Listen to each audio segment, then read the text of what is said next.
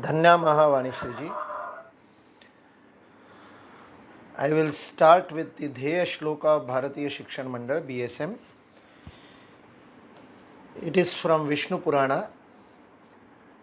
Tatkarmayanna bandhaya savidyaya vimuktaye ayasaya param karma vidyanya shilpanai punam.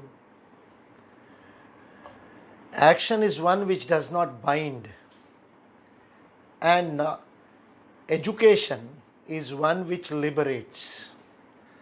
All other actions are mere efforts, unproductive efforts, and all other forms of educations are mere forms of skill development. That is what the Vishnu Purana Rishi is saying. He is giving definition of Vidya. Sa Vidya ya Vimuktaye. Vidya or education is one which liberates. That is the definition with which the whole educational system developed in this country from times immemorial, unknown times where history cannot even fathom. From that time, Anadikala, we have this complete system of functioning system of education. Not just policy, but the policy in practice. So today's problem is, in today's world is, we have policies and policies and policies, but they are hardly being practiced. Even after independence, in the field of education itself, we had so many commissions, starting from Radhakrishnan Commission, Muralidhar Committee, then Ramamurthy Committee, then what is better known as Kothari Commission, then the Knowledge Commission, then now we have the National Education Policy. So these many commissions, and even before independence, right, in 1798 they had Philip Hartog Commission for higher education. From that onwards, we had educational commissions working and giving very good policies. If you read the report of Kothari Commission, the name of that commission really was Education for Nation Building, a commission to evolve an education policy which will contribute to nation building. That is the official name of the commission. Because D.S. Kothari was the chairman of the commission is better known as Kothari Commission. If you read that report, you will see that almost all the parameters of integrated education policy, a holistic education policy, an ideal education policy for Bharat are contained in that report. But 1968 the report was presented, and even today, after so many years, after almost 6 decades of that report being in the presence, we have not implemented it. So Savidya ya Vimukte is a principle which was practiced in this country, which is being practiced in this country right from the time immemorial. Yes, I am saying which is being practiced even in the present, not in the formal education system, not in the government controlled education system, but more than 10,000 Gurukulas working today in this country. 10,000, more than 10,000. That is what Bharatiya Shikshan Mandal has done in last almost 4.5 years. We started enlisting the functioning Gurukulas today. In 2016 we started, and in 2020, how many Gurukulas are functioning in this country? When we started enlisting them, we thought there may be some 100, 200, 400 Gurukulas, and we started enlisting them. We were surprised. At present, there are more than 10,000 functioning Gurukulas in this country, out of which we have been able to enlist only 4,000. We have to reach to all to 10,000 even today after 4.5 years. So what we are talking today, what I am going to talk about today is the holistic and integrated education system. Not just policy, but the policy implemented in action, in practice, which is still today is in practice, being practiced by more than 100,000 students and more than some 10,000 acharyas. which is being practiced even today, which is there for us to follow, which is the most scientific pedagogical experiment or pedagogical model which is present before all of us. But sadly, as we have done with all the treasure of our own country, we have neglected this even after independence. Even today when I say Gurukula, the image that comes into the minds of people, and even let me be very candid, even people with the background of this Indic studies, even in their mind, when we talk about Gurukula, we talk in past tense, not in the present tense or future tense. But in Bharatiya Shikshan Mandal, we have, through our experience, we realized that Gurukul is not a past tense in Bharat. Gurukul is the future of education in the whole world. The world has to come to Gurukula. We in Bharatiya Shikshan Mandal talk about Gurukula being the mainstream education system of the whole world in next 15 years. And that count of 15 years started in 2018. So it is now 13 years from today. That is the target with which Bharatiya Shikshan Mandal's Gurukul Prakalpa is working. Changing the whole paradigm of education in the world at the global level, and to make Gurukula as the center of education. So let us understand what we mean by this, which broadly we have named Gurukula, but what really we mean by this holistic and integrated education system, Samagra Evam Ekatma Shiksha Vyavastha. It has 4 components which we have to look at in any system, in any education system. If you want to evolve a good policy, a functioning policy, a practicing policy, a policy that will come into action, then it has to have these 4 things. Number 1 is objective or the aim of education. Purpose, aim, objective. This is the main thing of education. Why education? Why do we need an education system? Why educate? That is the first thing. The purpose, aims and objective. That has to be very clear. Number 2 is the policy and a systematic structure which will be evolved out of that policy. That is number 2. In any education system, that is the second component which has to be looked into.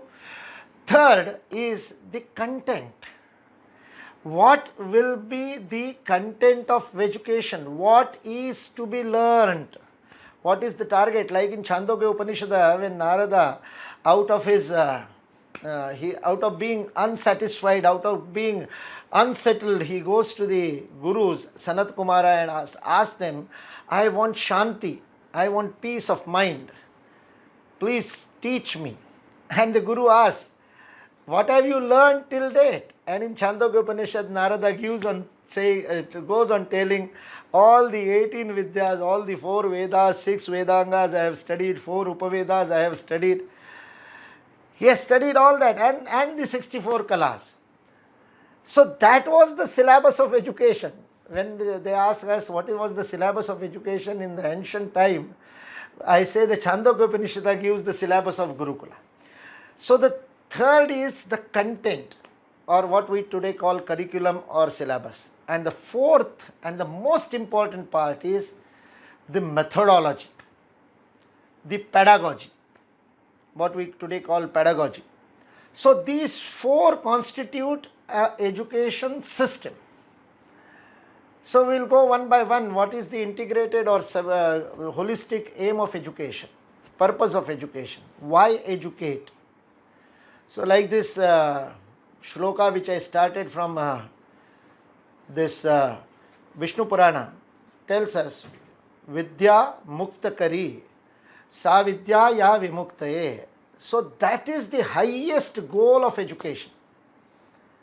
And that we have to understand in the whole couplet. That's why we have all been using this 1/4 of the couplet, Sa Vidya Ya Vimuktaye, in different forms. But I gave the whole couplet. Why? Because without that background, without that whole context, we are misinterpreting this Savidyaya Vimuktaya.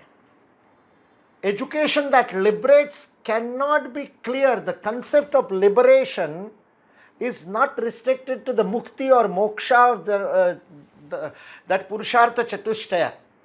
We are not just talking about that moksha, mukti, nirvana, whatever Bhagavan Buddha called nirvana and all that. Here the concept of mukti is more practical concept, savidyaya vimukte, because the first line of the shloka says, the first half of the first this couplet says, tat karma yanna bandhaya. So the human life, what is the goal of human life?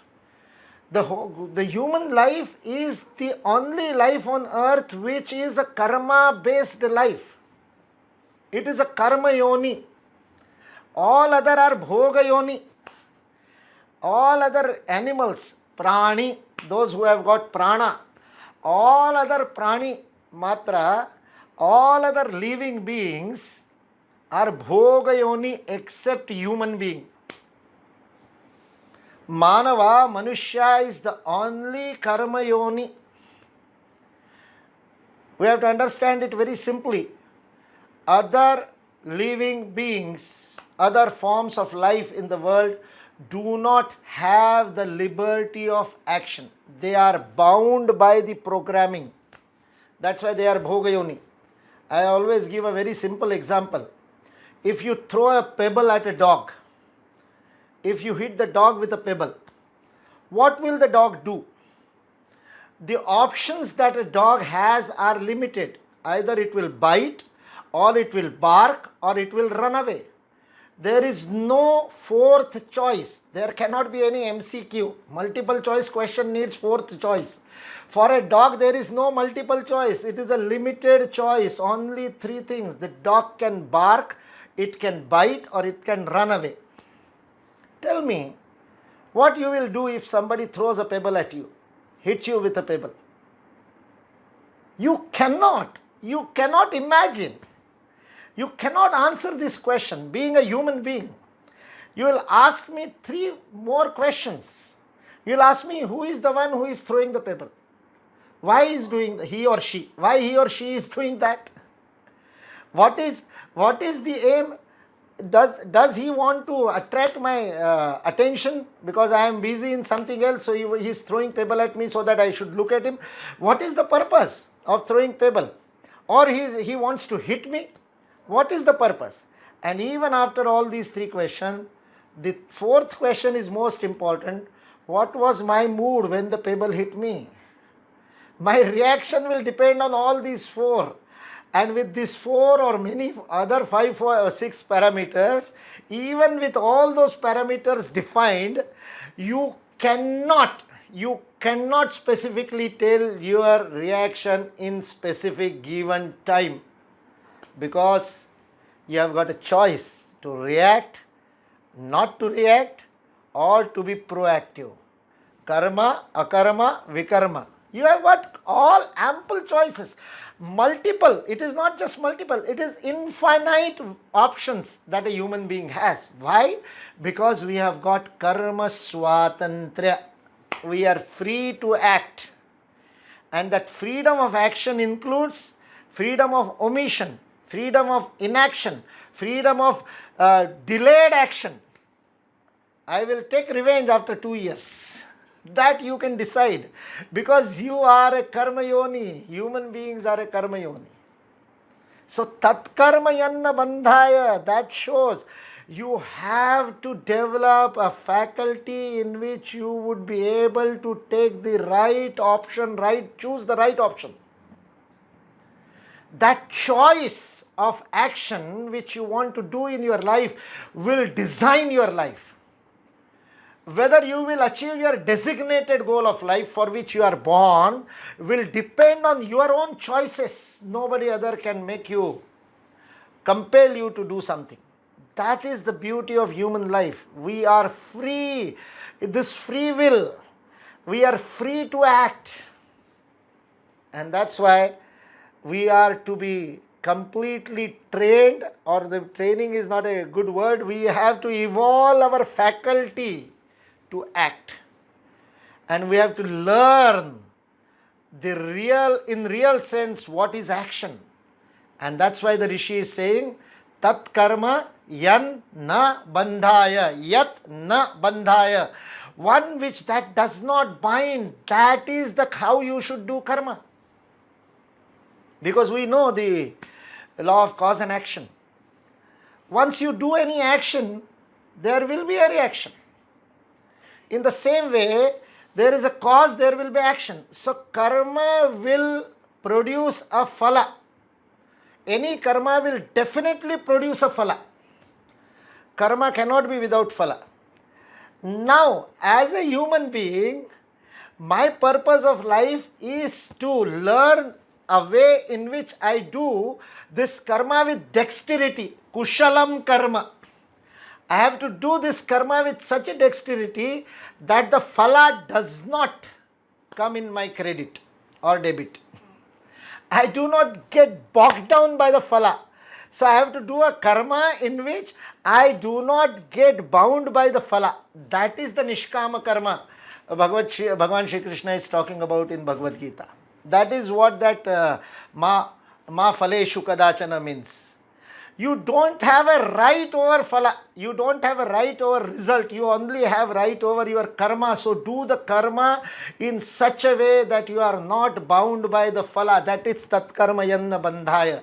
And to achieve that kind of a life, achieve that kind of choice of option in your life, in your daily routine, in your dinacharya and in your ritucharya, in your ashramacharya, in your varnacharya.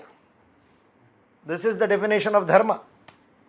Your karma is defined by your dharma, and your dharma is defined by your role in life according to your age, according to your social obligations, where you stand. What is your upapatti? Beautiful word Bhagavan Shri Krishna has used in Bhagavad Gita. Naitatva yupapatyate. That is not your upapatti. What is upapatti? Upapatti is what is your diameter. What is your radius? How far you are from the center of your life? That is your upapatti. Your whole journey is towards the center of life, and in this journey of maybe hundreds and thousands of births and incarnation, in this particular birth, where do you stand or where do you sit? In fact, upapatti means, literally it means where do you sit? What is your position? And that position depends on your karma. And your karma depends on your dharma. So, tat karma yanna bandhaya defines the mukti. That mukti is phala mukti. You have to do karma in a way in which you are not bound by the phala, bound by the result. That is what yoga karmasu kaushalam. We wrongly interpret. And I have discussed with many Sanskrit acharyas, and they can correct me if my grammar is wrong. We wrongly translate yoga karmasu kaushalam as definition of yoga. It is not definition of yoga. It is definition of kushala karma. Buddhi yukto jahatiha ubhe sukruta dushkrite tasmat yogaya yujjasva. When your buddhi is yukta, when your buddhi is conjoined with the vyavasayatmika goal of life, when you are buddhi yukta, ubhe sukruta dushkrite jahati. Both good and bad karmas are burnt out, and that's why be one.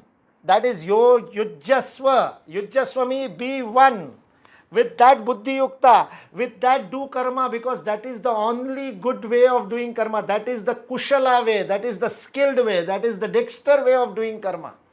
It is not definition of yoga, it is definition of karma, yoga karma sukoshalam. And that learning is vidya. To be able to do that, we have to learn. To be able to choose the right path, to be able to choose the right action at every moment. That kind of a thing which Bhagavan Buddha said, 1/600th of the second. You should be able to choose your reactions to such a small measure of time. He said 600th part of a second. That is what Bhagavan Buddha said. That is what he called vipashyana, visheshena pashyati. If you are able to look at yourself and observe your own self, do the Atmavalokana, do the introspection at the 600th part of second, then you are Siddha. That is Bhagavan Buddha's definition. That is at every moment, at every kshanarda, you should be able to choose the right path, the dharma path, the viveka path. That choice will come if Vidya is there. That is Muktakari Vidya. Hence, the Muktakari Vidya has to be Yuktakari Vidya.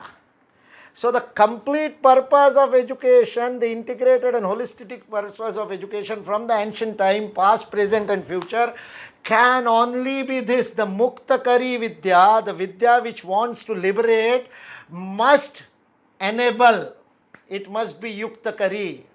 Yuktakari means which makes you Yogya, which makes you qualified, which gives you required qualities and attributes of life. The Daivi Sampad of the 16th chapter of Bhagavad Gita, that Arjam it gives you, that Vinamrata, that humility it gives you, that the Vidya should be able to give. If you are Yukta, then only you can be Mukta. So the aim of education is not complete just talking about Mukti. You have to talk about the Yoga. It has to be Yuktakari Vidya. It should give Yogyata. It should give qualities. It should give attributes. It should evolve your personality. That is what we today call the overall personality development.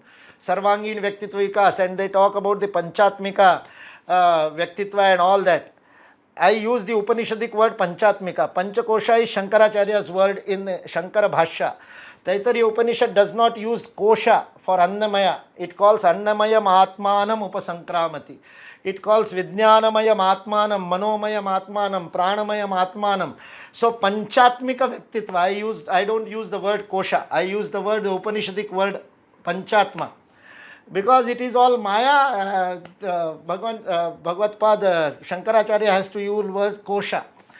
To prove that only Brahman exists, everything else is Maya. If you say Annamaya is also Brahma, then the Advaita gets diluted. And that's why he uses the word kosha in Viveka Chudamani also and in the Shankara Bhashya of Taittiriya Upanishada. Anyway, so that is Yuktakari. So Muktakari, Yuktakari, and then it comes, because you have to choose life according to your dharma.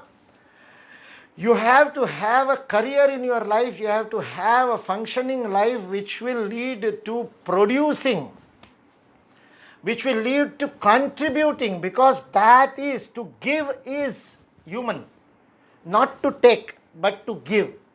We are born to contribute, and when we are born to contribute, the third aspect of that complete holistic aim of education is Arthakari Vidya. So Muktakari, Yuktakari, Arthakari. To be Muktakari, you have to be Yuktakari. And if you are Yuktakari, you will be producing, you will be contributing, you will be giving. You will be giving more than you take. Jivane yavat adanam syat pradanam tato adhikam. Less I take and more I give. That is the efficiency we are talking about human being. Physics talks about efficiency of a machine can only be one, because the energy that it takes, it can produce only that much. The perfect machine will be one efficiency, input-output ratio. But human beings, it can be more than one. In fact, in Bharat, we consider it should be at least 125%. And that's why we have these words Savai. Savai means Sava. Sava means 25% more than one. So that is 1.25 is Sava. So Madhav Rao's son will be Savai Madhav Rao. So that Savai means my next generation should be at least 25% growth. We are not happy with 5% GDP growth, 8% GDP growth. Our human GDP growth is 25% minimum in one life, one generation. So that is Yuktakari, Muktakari and Arthakari. That is the complete goal of education. Even today, that is the goal. Though we have forgotten. And because we have forgotten the Yuktakari and Muktakari, and we are just only concentrating on the employment making education, we have lost the other things. Because the objective defines what will be the policy. The objective defines what will be the content. The objective defines what will be the pedagogy. The other three will depend on the objective, because the objective is Muktakari, Yuktakari, Arthakari. All three together. Not that some will become Mukta, some will become Yukta, other will be Arthakari. No, not like that. Each one, irrespective of his or her the Swabhava.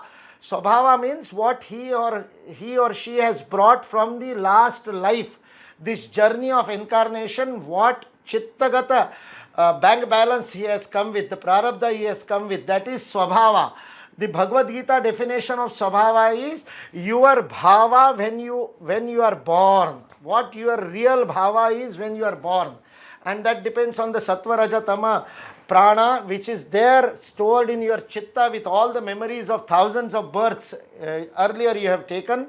Of that journey, wherever you stand today, whatever may be your vipatti, from that point of origin to the highest Muktakari, Yuktakari, Arthakari, each one, without exception of Varna, without exception of Linga, without exception of Desha, Kala, Nimitya, Gotra, anything, without exception, each human being should grow to all these three levels of education.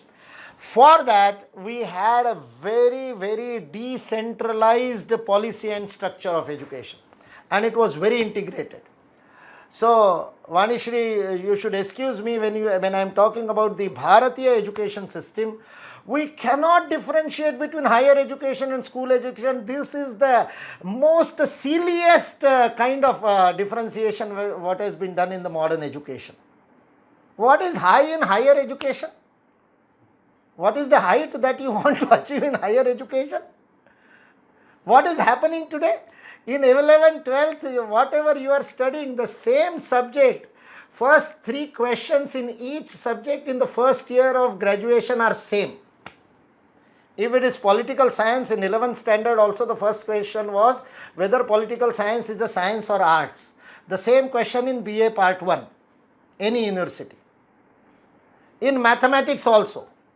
In engineering mathematics, the M1 will have all the subjects, integration, differentials, all those matrix, all those subjects which were solved in 11th and 12th. They repeat it. What is higher? No pedagogical change. Same notes, same blackboards, now whiteboard, whatever, the color may have changed, but the technology remains same. Same teaching, no learning. Not in the school, no learning in the primary, no learning in secondary, no learning in higher education. It is all teaching, bombarding. Swami Vivekananda used to talk about this kind of education, that you are so much putting so many things in the brain which runs riot there whole of the life. This is not education, Swami Vivekananda used to say. The word education itself, in English, if you go etymologically and look at the Vyutpatti, the etymology of the word education, it means to blossom from within. And that's what Swami Vivekananda defined is the perfection already within man. That manifestation of that perfection already within man is education. So that manifestation will happen only in an integrated way. It cannot happen in part by part. So for us, for Gurukula, it is complete 5-stage education. These are only 5 stages and not age restricted, and nothing higher or lower about it. If you want to learn about it, if you really want to talk about it, it is a dharma patha, and the patha is horizontal. Patha is never vertical. It is only steep when you go trekking in Himalayas. Otherwise, it is a horizontal Uttarapatha. From Takshashila to Magadha, it is a horizontal Uttarapatha. So that horizontal Uttarapatha you have to pass from childhood, from Matrukula, from the 6th week of pregnancy, your learning starts. Your learning starts, not teaching. In the pedagogy section, I will talk about it, but I go to the extent that teaching is impossible. Teaching is a myth. Nobody can teach anybody anything. All teachers are under misconception that they are teaching. No, you cannot teach. The only thing possible with human beings is learning. So education is not teaching, education is learning. So learning starts as early as the 6th week of pregnancy. So all of us are Abhimanyus, and now the prenatal neurology has proved it beyond doubt. The neurosurgeons had proved it beyond doubt that all of us learned the language. That's why it is called mother tongue. Learn the language in the mother's womb. All of us are Abhimanyus for that matter. So with that Matrukula, where mother is the guru, you go to Gurukula. And that is the beauty of that evolution of educational pattern and learning ways. That is the Shikshavalli in Taittiriya Upanishads. Very beautifully it goes on telling how you develop your faculties of perception, that is Adhishila, which Bhagavan Buddha called Adhishila Shiksha, in which your Shila is developed. From that Adhishila you have to develop and go to the Prajna level, and then your critical thinking and the cognitive learning starts. Your B.Ed starts with cognition without perception. Today's B.Ed education do not talk about perception at all. Your pre-primary, that nursery, preschool, at 2.5 years of age, you are putting your child through the labor of education, doing weightlifting of all kinds, and from that to the PhD, nowhere you talk about 5 senses of knowledge. Jnanendriya, sensory perception, you are not talking about. If you don't develop a Jnanendriya, where from the Jnana is going to be learnt? Only through brain? Only through mental acrobatics? Is that learning? No, not at all. Perception is learning. I see, I hear, I smell, I taste. All that cognition comes out of this perception. So we have to start with perception. Adhishila starts with developing the perception. Development of Jnanendriya and Karmendriya both. Not that's a cognitive faculty, but in today's neurological terms, the psychomotor nerves, that is more important, and that are developed during this Matrukula period, during this Adhishila period, which is today in national education policy we have called the first 5 years of schooling. The foundational 3 years and then the 2 years of primary education in the first 5 foundation. Then the 3 comes where they have called preparatory. That preparatory stage, the 3, standard 3rd, 4th and 5th of the primary education, that in our Bharatiya way is called as Adhiprajna, where the thinking starts developing. And then comes the Adhipratib. The Adhipratib, where the Pratibha is evolved, that 9 to 12th is Adhipratib. Like that we go on developing, and then what we call today higher education was called Adhividya. So that complete structure of education was so flexible. The Gurukula had all school and higher education in today's terminology, the complete integrated pattern of education. When the mother used to entrust this to the Acharya, and in Chanakya says, Acharya also gets the Shishya and keeps it in his womb for 12 years. Carries the Shishya in the womb for 12 years. So Acharya is also mother. In Marathi we call Guru Mauli. The Jnaneshwara is called as, Santa Jnaneshwara is called as Mauli, because mother is the ultimate Guru. So Acharya has to become mother. So the whole structure of Gurukula education was so flexible. Not year after year getting from one place to other, to second to third standard. No. In one subject you may grow. Like in mathematics, I may grow in 1 year, I can complete 4 standards of the content. So the content was so flexible. Today we are calling it credit based system. Today we are coming to that Gurukula. That's why I am saying in 15 years the whole education system of the world will be Gurukula education, because we are coming to that. After getting so many kicks out of it, and after doing so many trials and more errors than good things for more than 2 centuries in this factory kind of education, in this conveyor belt education, in which the student goes from one class to the other, one subject to the other, and he is bombarded with information which is not conceptualized for him. He does not get the know of it and just mugs it up and goes and does a beautiful Vamana in his examination. And the better the Vamana dhoti, the better he brings it out, and then he gets good marks. That kind of education system for last 2 centuries, the whole world we are going through that, and now we have come to the conclusion it is wrong. So the structure has to change, it has to become flexible. So now we talk about Finland model. Now we talk about the learning based education. Now we talk about the learning centric methodology. But in our ancient integrated and holistic system, the whole integrated purpose of learning was going from one step to other, and the Taittiriya Upanishad very beautifully explains that in Shikshavalli, step by step.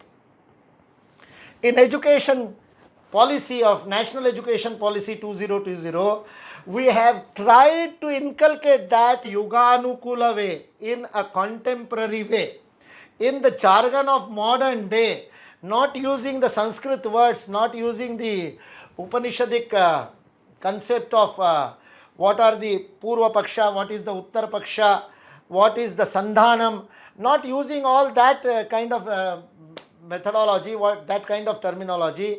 In National Education Policy, exactly this has been inculcated in a different format, a completely flexible structure in which the child will be allowed to choose subjects and topics of his own interest according to his swabhava, and more of a learning than teaching. In fact, if given authority, I will stop teaching everywhere, in schools, colleges, everywhere, no teaching, only learning. And that's why when this Right to Education Act was passed, one of our general secretaries asked me, what was the teacher-student ratio in ancient India in Bharat? I said in some cases it was 10 to 1, it was 1 to 1, and most of the cases it was 1 to 1000. One Acharya could cater to 1000 students. That kind of a capacity was there because the whole methodology was learning centric and not teaching centric. It was not a conveyor belt teaching kind of a methodology. So the structure of education has to be decentralized, cannot be centralized. Number 2, the control, what we call today governance. I hate these words which are being used by the modern people. Why do you need to govern education? Governing is, now you are talking about policy, law and all these things. Governing is law and order problem. And education is discipline. Education means discipline. And discipline, anushasana, means self-discipline. It is self-discipline. And that's why the word, English word disciple has come out of discipline. One who follows discipline. One who follows anushasana. That was Taittiriya Upanishad said. Antivasana has to follow the anushasana. If education is discipline, if anushasana is education, why do you need governance? It has to be self-governance. It has to be self-governed. Hence, it should be education, the governance of education, the regulation. Another horrible word, regulation. As if it is something, as if it is some illegal activity. Some thieves have come together and they are trying to loot something, and you need to regulate. And that's what these regulatory bodies, some 17 regulatory bodies in higher education today are doing. Like you regulate to telephone companies, you regulate the oil companies, in the same way you regulate the universities. On the other hand, constitutionally, any university or college or even school cannot be a profit-making entity. It has to be a charitable institute. If it is a company, it has to be Section 25 company, non-profit company. It cannot be a profit-making company. It can be a charitable trust or society under the society's registration. On one hand, look at the hypocrisy. On one hand, you are calling education as non-commercial activity. On the other hand, you have got 17 regulatory bodies. So we have to do away with all these kinds of regulation. And education has to be put into the hands of teachers, acharyas. Teacher is not a good word, but in English we have so many incomplete words. So we have to use the Sanskrit words. So acharya should, if you want to say govern, if you want to say regulate, but the real word is guide. The real word is navigate. The acharya should navigate the education. So, Shasana Mukta Shiksha, education irrespective of the government, education without government. That is the second part when you talk about structure and policy. Then what about the finances? The finance has to come from the society. Samaja Poshita, socially nourished, not by the government. Government can give dana but not anudana. It should not give grant, because grant will come with conditions. Government should give, if he wants to contribute, should give donation. That's what Rajas used to do. That's what the earlier stages the government used to do. It will donate land, it will donate some equipments, it will donate some money to the Acharya without interference, without any baggage, without any rules, without any conditions. Today we have to fulfill conditions after conditions. This started in 1835. Before 1835 in this country, government never interfered in education. Even during the Mughal period, they could not do it and they did not do it. Even during the Maratha period, even during the earlier Prithviraj Chauhan and all those periods. Right from ancient times to 1835, government did not interfere. Government only facilitated, government only donated, government never regulated. So this Shasana Mukta education, this free of government education, is the most important integrated and most important condition for integrated and holistic education system in this country. It was there. Even today, what 10,000 Gurukulas I am talking about are not dependent on the government. Some few hundred of them are dependent on the government, and their condition is very pathetic. Those who are dependent on the government, those who are taking grant from government, those who are being nourished by the society are real Gurukulas even in today. So that is the second part. First is the aim and objective, second is structure. Structure has to be decentralized. The control or the guidance or the real doer of the whole thing should be, the center of the whole thing should be Acharya of any education system. And the third one is, it should be Samaja Poshit. It should be nourished by the society and not by the government. It should be financed by the society. And Ganesh Shastri Dravid, one of the greatest scholars, living scholars today in Varanasi, told me in one of the seminars when we were discussing how Gurukulas nourished even in the Mughal period, even in the Muslim period, that in 1823 when the British did the survey of education in this country, they found out 7 lakh villages with complete education system. Thomas Munro wrote in the Madras Presidency in the southern Bharat, 100% literacy. William Littner in the Punjab province, that is the northern part, 93% literacy. William Adams in the Bombay Presidency talked about 98% literacy. 93% literacy, 98% literacy, 100% literacy. In 1823, we could have such an education, spread of education, all-encompassing education, sarvavyapi education, only because it was socially nourished. There was no government intervention. Government was not needed. And that's why Tulsidas during Akbar's period could write, Koi ho nrupau hame ka hani. Whoever may be the king, what he can do to us. A mighty Akbar was ruling. And in Varanasi, Tulsidasji in Assi Ghat was writing, Koi ho nrupau hame ka hani. Whoever may be the king, what you can do to us. That kind of a self-sufficient society was created. That kind of a self-reliant society was created. And that society nourished education. Education created such Atmanirbhar society. Atmanirbhar society created an Atmanirbhar education. And Ganesh Shastri Dravid told me, the beautiful way of nourishing education was, everybody who is passed out of any Gurukula, throughout his lifetime, would contribute the 10%, dashansha of his income, 10% of his income back to his Gurukula. I always say, if today all the alumni of IIT Bombay, if they contribute 10% of their income to IIT Bombay, does IIT Bombay need any government grant? So that kind of a self-sustaining education system we had created for thousands and thousands of years which sustained through all the turbulences. When Nalanda and Takshashila, when Nalanda was burned, all other big universities, they were dismantled and either self-dismantled or dismantled by the those great people who came from outside. But those intruded, either they burnt it down or we ourselves imploded them and decentralized them. So no big universities after 12th century, 13th century. But still the education continued in the villages, in the small pathshalas, and not just language education or just primary education. This survey of Thomas Munro, William Bale, William Adams and William Leitner tells us that subjects like plastic surgery, subjects like metallurgy, subjects like higher physics, Vaisheshika, which is a theoretical physics about particles, that was being taught in 1823 in this country.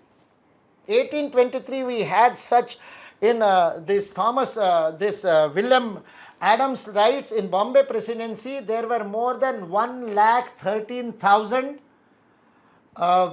centers of higher learning. That is the word he has used, centers of higher learning in Bombay Presidency itself. Today, after 70 years, 75 years of independence, the number of colleges in this country are 44,000. In 1823, it was 1,13,000 in Bombay Presidency, the 1/4 part of the survey. So that kind of a spread of education was possible because of this Samaja Poshit Vyavastha, this socially nourished system of financing. The third part is content. Content of education was never part of knowledge. It was complete knowledge that was the content. Hence syllabus, the word syllabus in English, which in today's parlance means a part of complete knowledge. Syllabus of first year mathematics means the whole mathematics, out of whole mathematics, this much will be there for this year to study or to learn and to give examination on. That is what we mean by syllabus today. But in Bharatiya languages, syllabus is translated as, in Hindi, Pathyakrama, in Marathi, Abhyasakrama. So these are the major Pathyakrama, Abhyasakrama, these are the words. These words have the main operating word is krama. We have to learn everything. Only krama has to be changed. The chronology will change. And who will change the chronology? Not somebody sitting in Delhi, UGC or NCRT. The Acharya will decide based on his students, based on the capacity of the disciple, Gati, Sthiti, Pratibha. Based on these three things, the talent of the disciple, his acceleration or his understanding, and his sthiti means where he stands today. Depends on all these three, Acharya will decide the chronology, krama, what is to be taught first and what is to be taught next, because content was complete. So it has to be a flexible content.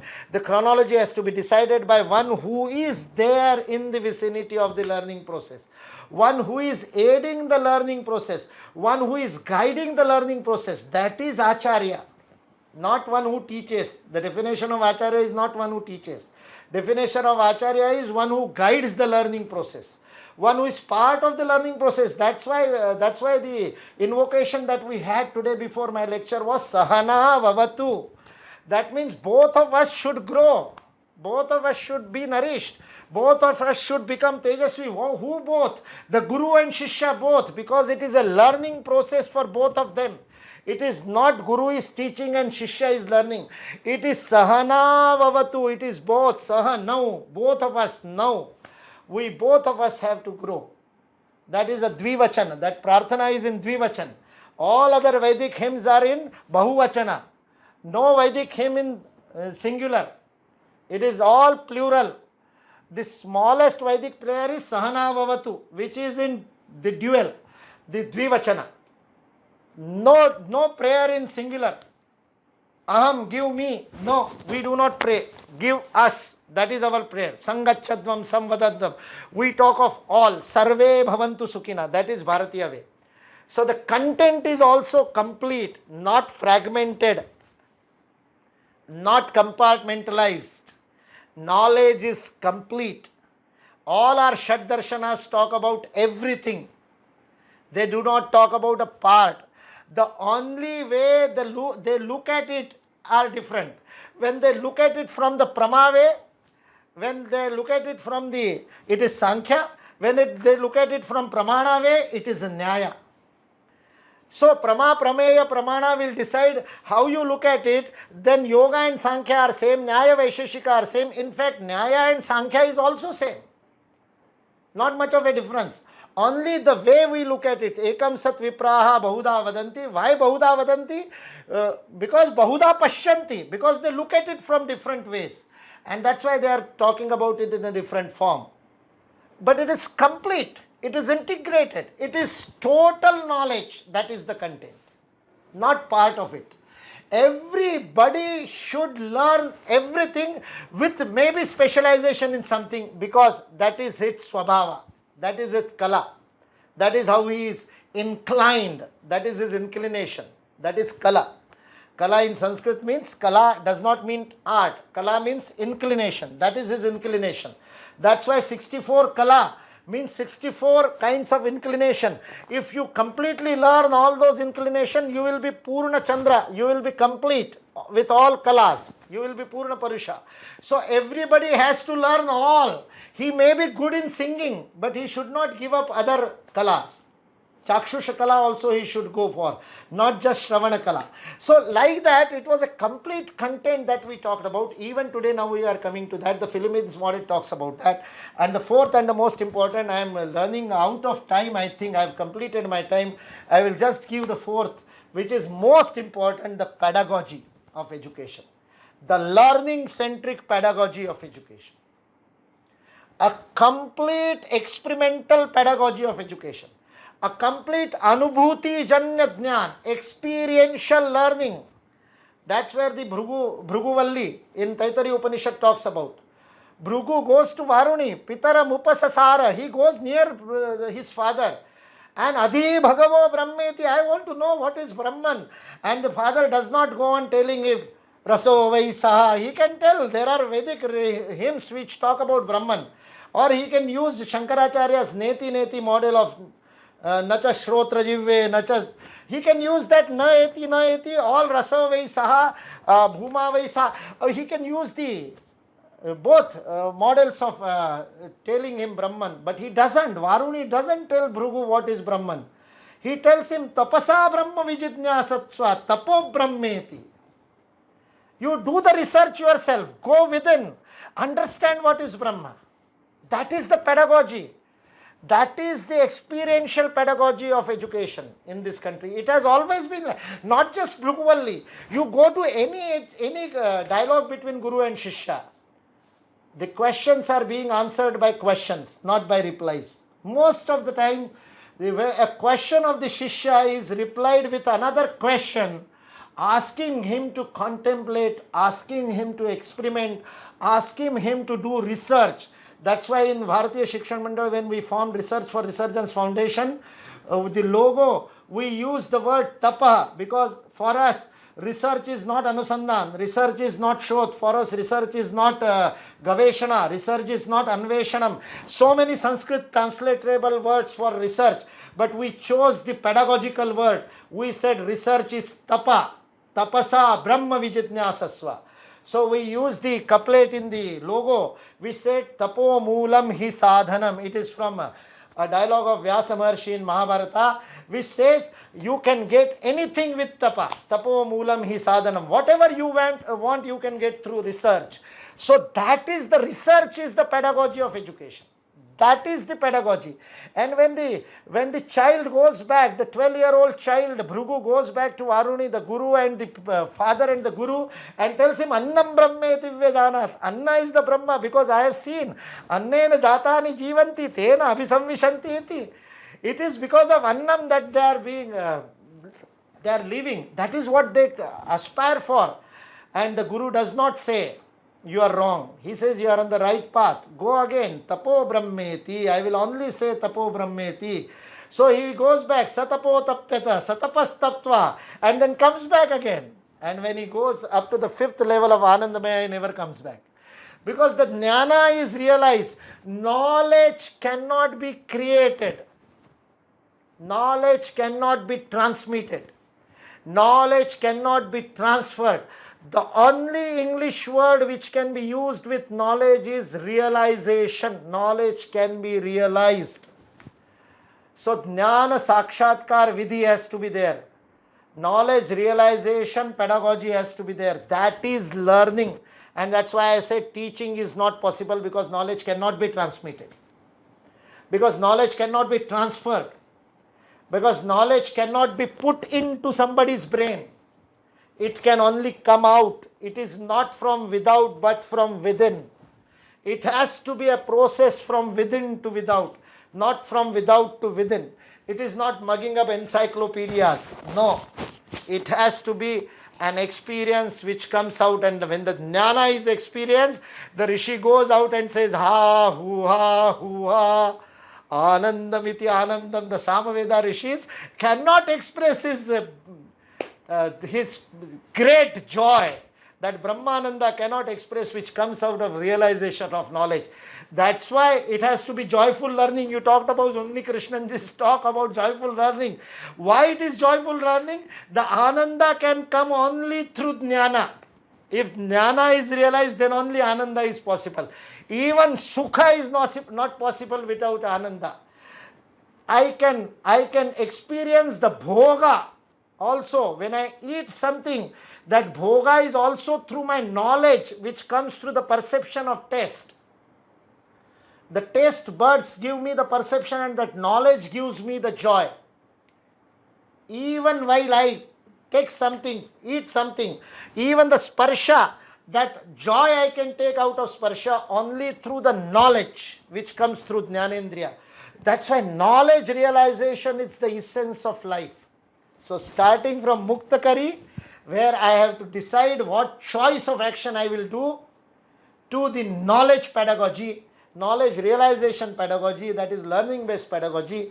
This is the complete panorama of holistic and integrated education in this country, which is in fact being practiced in thousands and thousands of Gurukula even today. Maybe unknowingly, maybe the acharyas who follow it do not know the theory that I have produced here in this English language, but they are practicing it. That is the beauty of technology. For using mobile, you need not know the science behind mobile. In the same way, we created a pedagogy in which the acharyas do not need to know the science of Mahachamasya Rishi of Taittiriya Upanishad. What he talks about Saptalokas and how the education is to transcend that Saptalokas, Bhu, Bhuva, Swa, Jana, Tapa, Satyam. And that's why Maha is the middle way of all those Saptaloka, 3 below and 3 above, and the Maha, that's why he is called as Mahachamasya Rishi. That theory they may not know, but they are practicing it.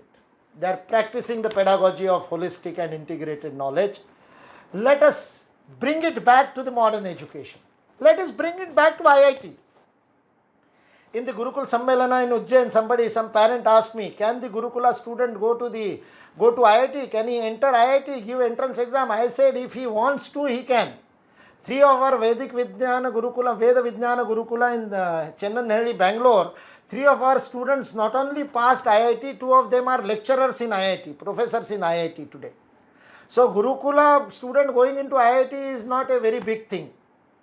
In India, I said, ye to chillar hai. It is a change. It is a small thing. The target that Bharatiya Shikshan Mandal keeps before us is IIT should become a Gurukula. That knowledge with Gurukula pedagogy. That is the future of education in the world. That is the future of holistic and integrated education. That's what we want to achieve through implementing this national education policy.